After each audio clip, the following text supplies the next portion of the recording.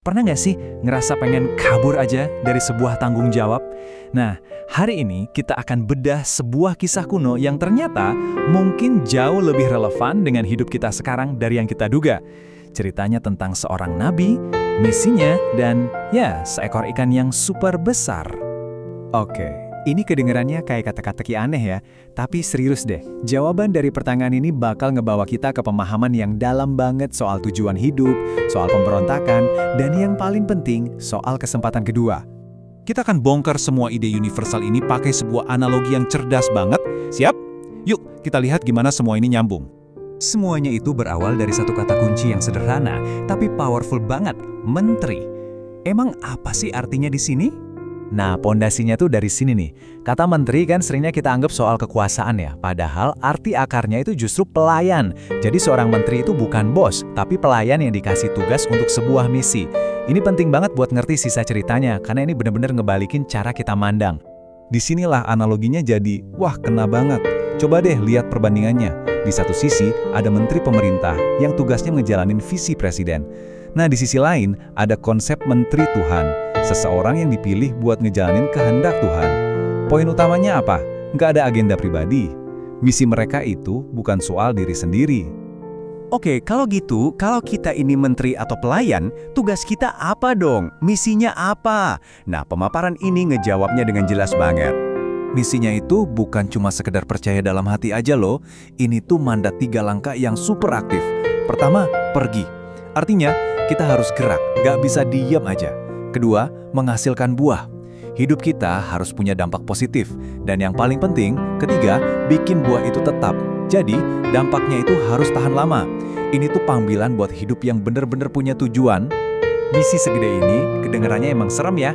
Tapi, yang ditekankan di sini adalah, seorang menteri itu nggak pernah dikirim dengan tangan kosong. Ada janji kuasa dari Tuhan buat ngatasin semua halangan, kayak yang tertulis di sini. Jadi pesannya jelas banget, kita nggak sendirian, dan kita udah dibekali. Terus gimana kalau ada menteri yang nolak misinya? Nah, disinilah kita masuk ke studi kasus paling klasik soal ini. Ceritanya Nabi Yunus. Jadi si Yunus ini dihadapkan pada 2 pilihan yang benar-benar bertolak belakang. Satu sisi, ada Niniwe, misi yang bahaya banget, ke kota yang terkenal jahat dan penuh dosa. Di sisi lain, ada Tarsis, kota dagang yang kaya raya dan enak. Ini tuh pilihan klasik banget, antara panggilan yang susah atau pelarian yang gampang. Nah, di sini dipakai metafora yang keren banget. Katanya, selalu ada kapal-kapal godaan yang udah nungguin di pelabuhan hidup kita. Bisa jadi itu kapal kekecewaan, kapal amarah, atau kapal tawaran palsu yang kelihatannya menggiurkan. Intinya, selalu ada aja jalan keluar yang kelihatannya gampang buat kabur dari panggilan kita yang sebenarnya. Dan ini nih, detail kecil tapi krusial banget. Yunus itu bukan cuma lari, dia bayar tiket buat kabur. Ini nunjukin kalau pemberontakannya itu disengaja, sadar penuh, bukan kebetulan. Selalu ada harga yang harus dibayar kalau kita lari dari tujuan hidup kita. Lalu, apa yang terjadi waktu seorang menteri dengan sengaja kabur, bahkan bayar ongkos buat kabur dari misinya?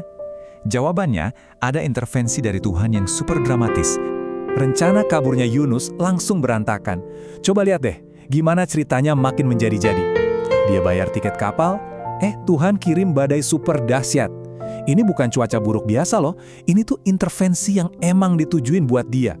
Rencana manusia itu nggak ada apa-apanya dibanding koreksi dari Tuhan. Yang puncaknya ya munculnya si ikan raksasa itu. Setelah 3 hari yang, ya ampun pasti mengerikan banget di dalam perut ikan, Yunus dapat sesuatu yang luar biasa. Kesempatan kedua. Dia akhirnya beneran pergi ke Niniwe. Dan apa yang terjadi setelah itu benar-benar di luar dugaan semua orang. Biar kita paham seberapa kagetnya hasil akhirnya, kita perlu tahu dulu Niniwe itu kota kayak apa. Ini bukan desa kecil ya, populasinya itu lebih dari 600.000 orang. Niniwe itu kota metropolitan besar yang terkenal karena satu hal, kekejamannya. Mereka penyembah berhala dan terkenal haus darah. Nah, ini dia pertanyaan kuncinya. Pesan yang dibawa Yunus itu bisa dibilang khotbah paling jelek sepanjang sejarah. Cuma 5 kata dalam bahasa aslinya yang intinya cuma bilang 40 hari lagi kota ini hancur.